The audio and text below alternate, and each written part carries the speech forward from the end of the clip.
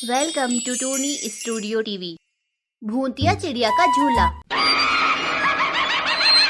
आज मुझसे कोई नहीं बचा सकता, मार डालूंगी मैं तुम्हें, जान से मार डालूंगी। एक बार की बात है, सोना चिड़िया शहर से अपने गांव छुट्टियां मनाने आती है। उसे गांव बहुत पसंद होता है। सोना का मामेरा भाई लक्की कबूतर भी उसी की उम्र का था, इसलिए वे दोनों साथ में खूब मौज मस्ती करते थे। चल लक्की, हम दोनों गांव में घूम कर आते हैं। मुझे नहीं घूमना, मैं तो रोज ही घूमता रहता हूँ। तू घूमता है रोज, मैं थोड़ी घूमती हूँ। मुझे गांव में घूमना बहुत पसंद है।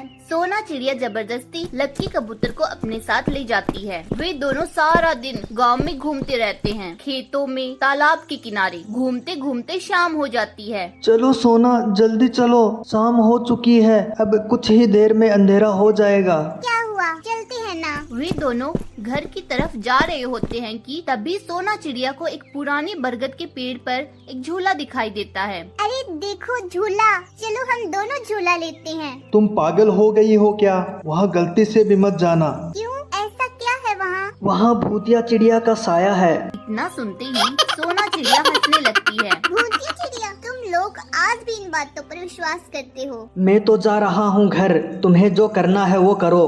सोना चिड़िया भी लक्की कबूतर के पीछे पीछे आ जाती है। लक्की कबूतर घर आकर सारी बातें अपने माता पिता को बता देता है। वे भी सोना चिड़िया को समझाते हैं कि यह शहर नहीं है, गांव है। यहाँ रात को घर से बाहर नहीं निकलना चाहिए। सोना का मामा उसे चेतावनी देते हुए कहता है कि उस बरगद के पास तो कभी मत जाना।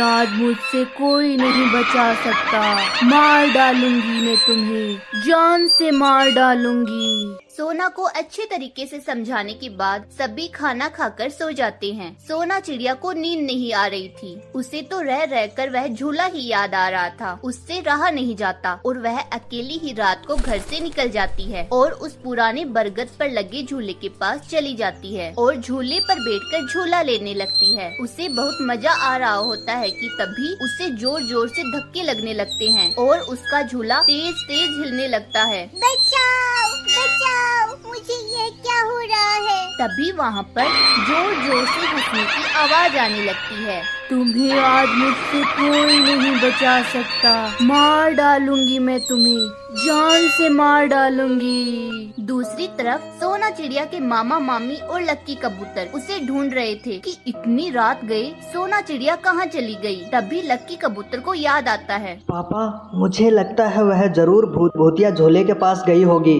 हाँ, शायद तुम ठीक कह रहे हो। तुम जल्दी से जाके तांत्रिक बाबा को बुला लाओ। फिर हम सब उस पेड़ के पास चलते हैं। लक्की कबूतर तांत्रिक को बुला लाता है। वे सभी उसी बरगद के पेड़ के पास जाते हैं तो देखते हैं कि सोना चिड़िया झूले पर बैठी है और उसकी आंखें लाल हो चुकी है। मामा सोना पर चिल्लाता है, तुम्हें मना किया था ना कि गलती से भी यहाँ मत आना। गलती तो तुम लोगों ने कर दी। यहाँ आकर मार डालूंगी, सबको मार डालूंगी, किसी को नहीं छोड़ूंगी। सोना की बात सुनकर तांत्रिक समझ जाता है कि सोना के शरीर पर आत्मा का साया है। वह तांत्रिक बोलता है, भूतिया चिड़िया, निकल जा सोना के शरीर से। नहीं निकलूंगी, अब मैं इसे मार डालूंगी। तांत्रिक उस पर विभूति डालता है जिससे भूतिया चिड़िया की आत्मा सोना के शरीर से अलग हो जाती है। चल बता, अब कौन है तू और सोना को क्यों मारना चाहती है? नहीं बताऊंगी, किसी को कुछ नहीं बताऊंगी। तांत्रिक उस पर फिर से विभूति डालता है। तभी भूतिया चिड़िया बोलती है, रुको रुको,